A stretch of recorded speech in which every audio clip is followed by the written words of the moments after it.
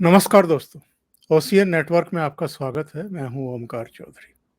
महाराष्ट्र पर चर्चा करेंगे क्योंकि महाराष्ट्र में उद्धव ठाकरे सरकार के पतन के बाद नई सरकार तो अस्तित्व में आ गई है एकनाथ शिंदे और भारतीय जनता पार्टी के नेतृत्व में, लेकिन विवाद थमने का नाम नहीं ले रहा है।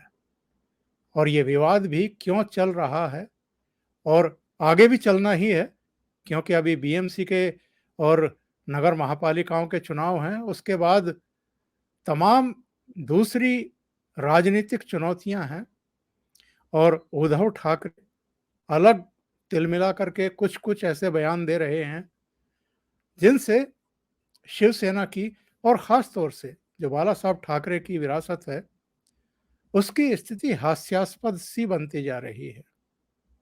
और एकनाथ शिंदे अपने पूरे गुट के साथ, अपने समर्थकों के साथ मजबूती से वो काम कर रहे हैं जो 2.5 साल में उद्धव ठाकरे को करना चाहिए था।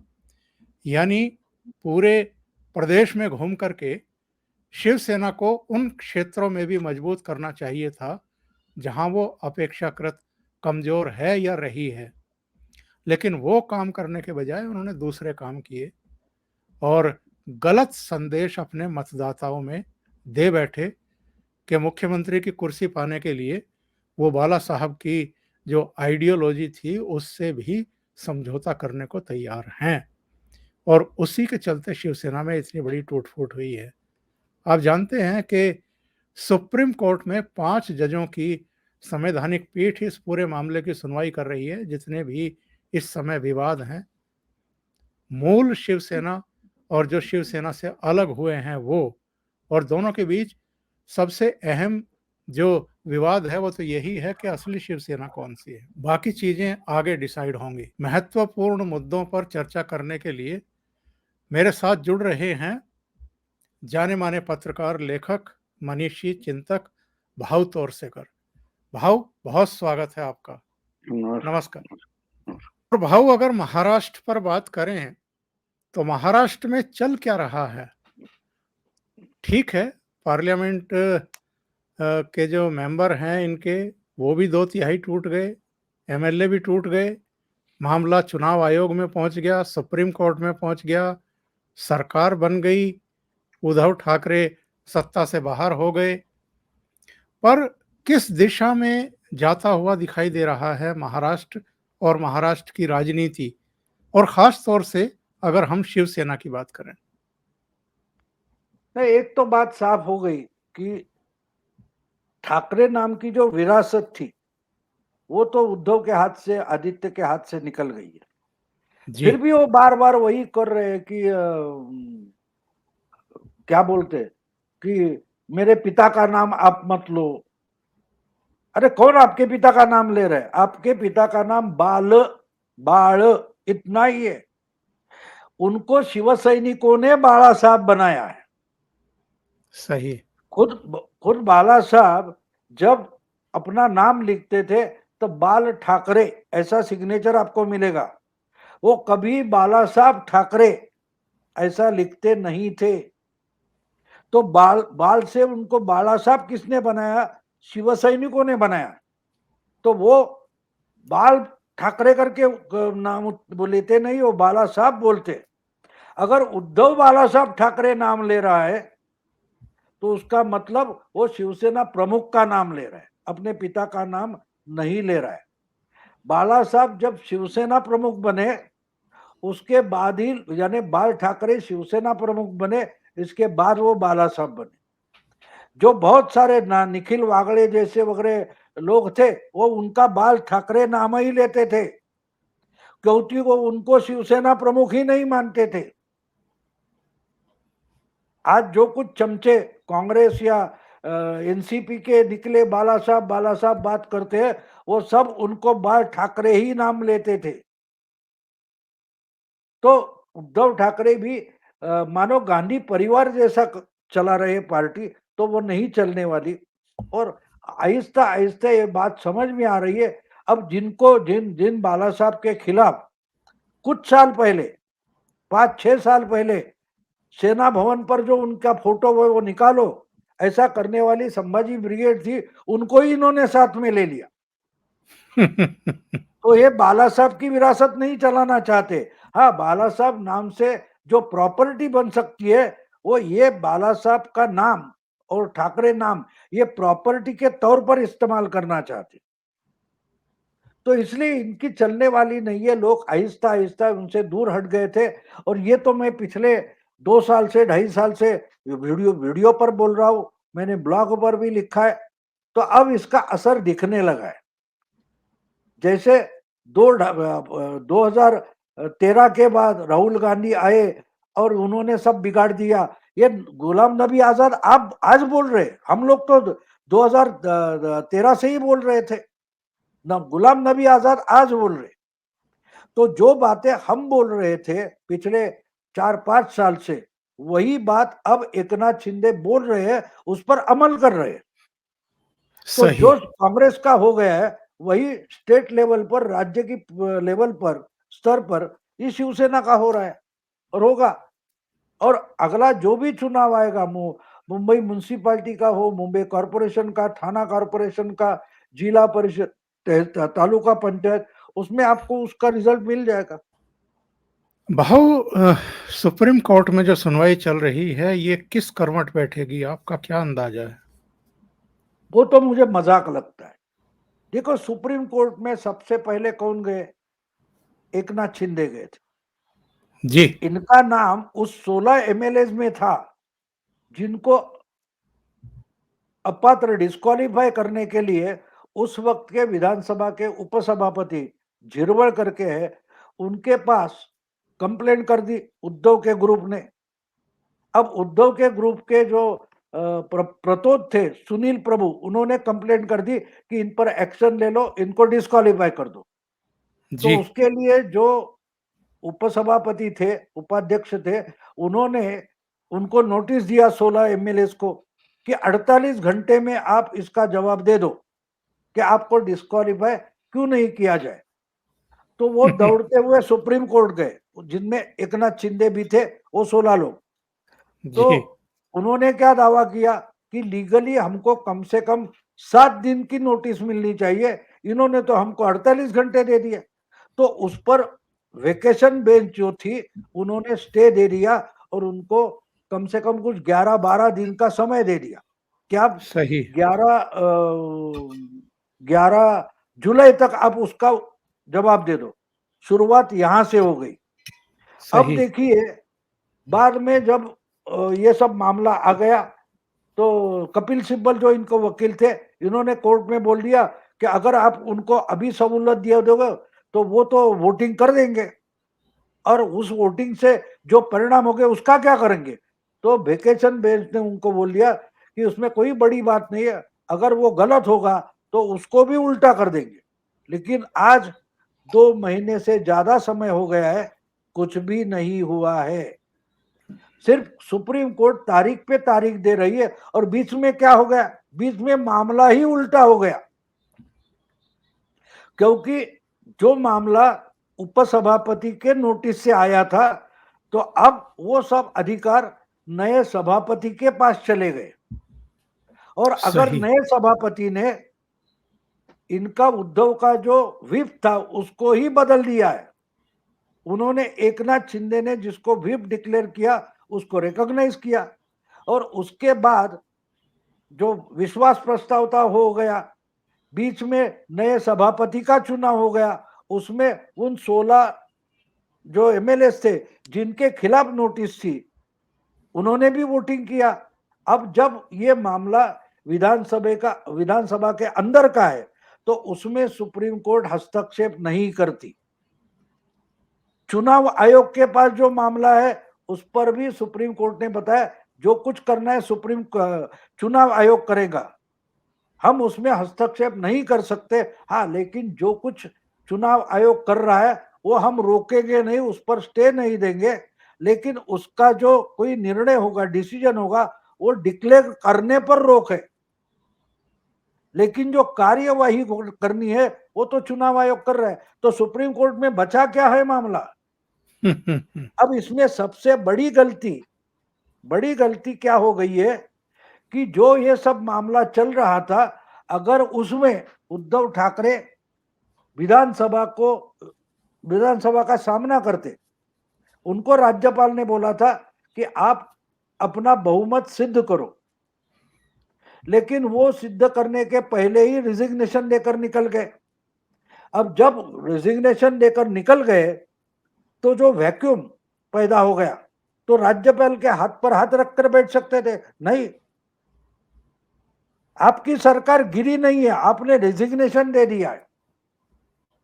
और जब रेजिग्नेशन दे देते हैं तो जो खाली जगह पैदा होती है, उस खाली जगह भरने की जिम्मेदारी राज्यपाल की है। बिल्कुल सही है। तो राज्यपाल ने अपोजिशन से जो सामने आ गए, उनको बोल दिया तुम बना सकते हो तो बनाओ और प्रूव करके दिखाओ। तो उन्होंने एकनाथ शिंदे और देवेंद्र फडणवीस की सरकार बना दी। राज्यपाल ने उनको बोला तुम भी मेजोरिटी प्रूव करो, उन्होंने मेजोरिटी प्रूव कर लिया।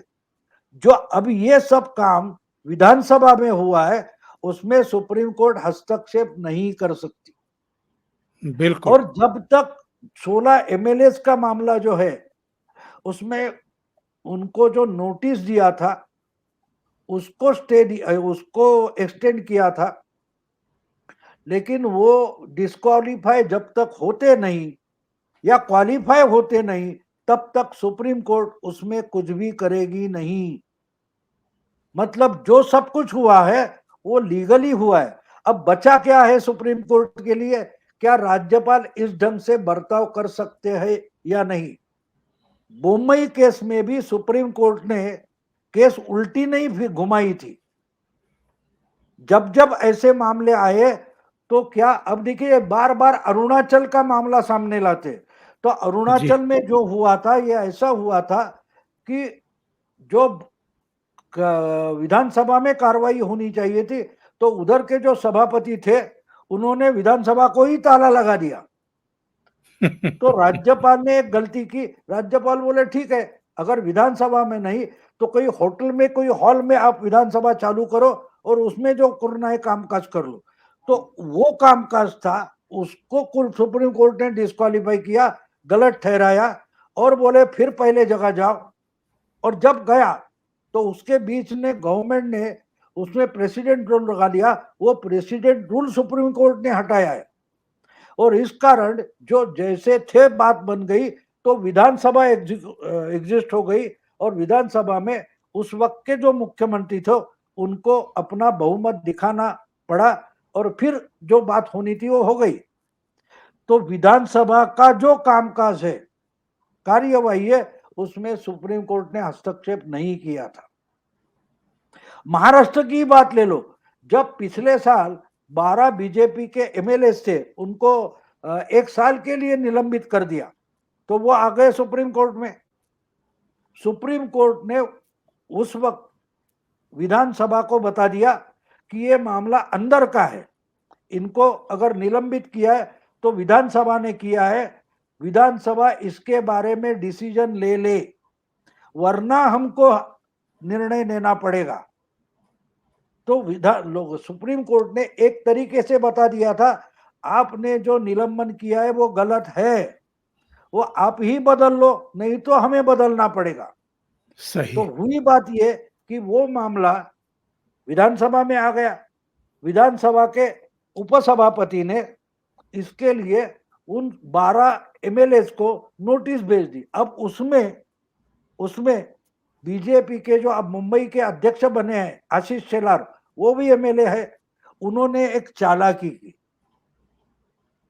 जब उपसभापति का नोटिस आ गया कि भाई आपका मामला सुनना है, आप सामने आ जाओ, तो आशीष शेलार खुद एक क्या बोलते हैं उसको, कानून के एक्सपर्ट है, उन्होंने चालाकी की। उनको जाना चाहिए था, लेकिन उन्होंने उपसभापति को बता दिया कि नहीं नहीं नहीं, सुप्रीम कोर्ट में मामला सब जुडिस है, हम कैसे आ सकते हैं, उस पर तो सुनवाई नहीं हो सकती। इसलिए जो अधिवेशन चल रहा था उस वक्त उस पर कोई कार्रवाई, बदलने की कार्रवाई होने ही नहीं दी, चालाकी करके। तो मामला फिर सुप्रीम कोर्ट में पड़ा रहा, और जब अधिवेशन खत्म हो गया तो आशीष शेलार और वो 12 एमएलए फिर सुप्रीम कोर्ट में आ गए, बोले आपने तो विधानसभा में भेजा था, विधानसभा में डिसीजन नहीं हुआ और हमारे लिए 1 साल का निलंबन गलत है। तो जबकि पीपल्स रिप्रेजेंटेशन एक्ट बोलता है कि अगर कोई भी विधानसभा का क्षेत्र या लोकसभा का क्षेत्र 6 महीने से ज्यादा खाली नहीं रख सकते, आपने निलंबन किया, आपने उनकी पात्रता रद्द नहीं की थी, आपने निलंबन किया था, इसलिए उस विधानसभा क्षेत्र के जो मतदाता है वो वंचित हो जाते हैं। इसलिए पीपल्स रिप्रेजेंटेशन एक्ट जो है उसके तहत आपने जो निलंबन किया वो गलत है, इसलिए वो हम खारिज करते हैं। सही। तो वो अपने आप हो गया। तो एक्चुअली विधानसभा का जो अधिकार था वो विधानसभा की गलती से या आशीष शेलार की चालाकी से सुप्रीम कोर्ट के हाथ में आ गया। सुप्रीम कोर्ट ने अधिकार वापस दिया था, लेकिन उसका इस्तेमाल विधानसभा ने नहीं किया और सुप्रीम कोर्ट ने डिसीजन लिया। यहां जो मामला है 16 एमएलए का, वो वैसा नहीं है, वो सिर्फ सुनवाई की नोटिस के बारे में था। सही तो है। अब जो कुछ सुप्रीम कोर्ट में होने वाला है वो क्या, राज्यपाल इस ढंग से विधानसभा का अधिवेशन बुला सकते। तो विधानसभा का अधिवेशन चीफ मिनिस्टर और मंत्रिमंडल के सलाह से होना चाहिए, ये इनका दावा है। लेकिन राज्यपाल ने जो किया वो हुआ ही नहीं। जो ऑब्जेक्शन है इनका कि राज्यपाल कैसे अधिवेशन बुला सकते डायरेक्टली। हाँ, राज्यपाल ने बुलाया वो गलत है, मान लेते चलो, लेकिन उन्होंने जो ऑर्डर दिया था उसका इंप्लीमेंटेशन हुआ ही नहीं, क्योंकि राज्यपाल ने जो अधिवेशन बुलाया था उस अधिवेशन में उद्धव ठाकरे को सामना करना चाहिए था, लेकिन बिल्कुल। उसके पहले ही उन्होंने इस्तीफा दे दिया। तो जिसको आप राज्यपाल की गलती मान रहे हो वो गलती हो गई होगी, टेक्निकली हो गई होगी, कागज पर हुई है, लेकिन वो अधिवेशन हुआ ही नहीं। तो जो हुआ नहीं अधिवेशन, उसकी कार्रवाई को सुप्रीम कोर्ट गलत कैसे तय करेगा? तो सुनवाई में ये होगा कि आप बोल रहे हैं सही है कि राज्यपाल को अधिकार नहीं है, लेकिन राज्यपाल ने जिस अधिकार का कार्यान्वित करने की कोशिश की, काम करने की कोशिश की, वो तो काम हुआ ही नहीं। ठीक है, ओमकार चौधरी ने किसी के मर्डर की सुपारी दी, लेकिन वो तो मर्डर हुई नहीं ना। सही। तो उस पर कोर्ट डिसीजन कैसे ले सकता है? तो ये सब मामला है। मुझे लगता है कि सुप्रीम कोर्ट में उसके बारे में कुछ भी, बहुत सारा कुछ चर्चा होगी, लेकिन डिसीजन कुछ भी नहीं होगा। वो शायद 1-2 साल तक चल सकती है चर्चा, लेकिन ना चुनाव आयोग के काम में ना विधानसभा के काम में सुप्रीम कोर्ट हस्तक्षेप नहीं करेगी। इसलिए यह सुप्रीम कोर्ट, इनका भरोसा उद्धव ठाकरे का और एनसीपी या कांग्रेस का है, सुप्रीम कोर्ट कुछ नहीं करेगी। हाँ, भाव चर्चा बहुत करेगी, बहुत चर्चा करेगी, महत्वपूर्ण, बहुत लेकिन कुछ महत्वपूर्ण होने वाला जानकारी, नहीं है। अहम जानकारी आपने दी है और इसीलिए दर्शक आपका इंतजार करते हैं। आखिर में मैं एक बात पूछना चाहता हूँ, ये दिवाली पर जो पहले बाला साहब ठाकरे और उसके बाद उद्धव ठाकरे दशहरा दशहरा शिवाजी पार्क में दशहरे के मौके पर सभा को संबोधित करते थे, शिव सैनिकों को संबोधित करते थे। इस बार उद्धव ठाकरे करेंगे या एकनाथ शिंदे करेंगे? वो अभी ये बात ऐसी है कि मैदान किसको मिलेगा। अब मुंबई म्युनिसिपैलिटी का मैदान है, मुंबई कॉरपोरेशन वो तय करेगा। तो इनकी अर्जी पड़ी है वहां, लेकिन वो अभी विचाराधीन है। अब कारपोरेशन में कोई कारपोरेटर है नहीं, वो तो उधर एडमिनिस्ट्रेटर है। मतलब चीफ मिनिस्टर की इच्छा पर तय होगा, क्योंकि कारपोरेशन का जो एडमिनिस्ट्रेटर है वो डायरेक्टली चीफ मिनिस्टर के अंडर आता है। जी। तो इसके लिए अभी क्या होगा ये बताना गलत होगा, क्योंकि जिसको मैदान मिलेगा, आप हिंदी में बोलते हो ना, जिसकी लाठी उसकी भैंस। तो जिसका चीफ मिनिस्टर उसका कारपोरेशन, उसका मैदान, उसके मेला हो सकता है, मीटिंग हो सकती है। लेकिन देखो अब जिस ढंग से इन्होंने नारायण राणे के बंगले में प्रॉब्लम निकाला, मोहित कम्बेशकर घर के नोटिस दे दी, कंगना का कुछ शेड बुलडोजर लाके तोड़ दिया, अब इनकी बारी है, पे बैक टाइम। वही म्युनिसिपल कॉर्पोरेशन है जिसका इस्तेमाल करके आप पर्सनली बदले की भावना से काम कर रहे थे, अब उसका ही इस्तेमाल हो सकता है, होगा कि नहीं मुझे पता नहीं, लेकिन कम से कम जब तक इस पर डिसीजन नहीं होता तब तक तो उद्धव ठाकरे, आदित्य ठाकरे की नींद उड़ गई है। मुझे नहीं लगता कि एकनाथ शिंदे इतना शिवाजी पार्क में मीटिंग लेना चाहते, लेकिन डराने की जो उनको अवसर मिला है तो इनको डराएंगे तो जरूर। और उस पर पूछा गया तो देवेंद्र फडणवीस ने बोला जो नियमानुसार होगा वो होगा। और एक खबर ऐसी भी है कि शिवसेना की तरफ से उस मैदान मिलने के लिए जो अर्जी डाली गई है उस पर बैक डेटेड एकनाथ शिंदे के गुट से भी एक अर्जी डाली गई। ये इनके पहले तो हमने दावा किया है। जी जी। ऐसा भी कुछ मैंने सुना है, सच है या झूठ पता नहीं, लेकिन वो होगा तो इनकी नींद दशहरा आने तक उड़ी ही रहेगी, इतनी तो बात साफ है। यानी जिनको मैदान मिलेगा वो मैदान मारेंगे, ऐसी संभावना है, लेकिन इसमें भी अभी पेंच है और एक संकेत और संदेश तो जाएगा कि असली बिल्कुल शिवसेना कौन सी है और नकली कौन सी है।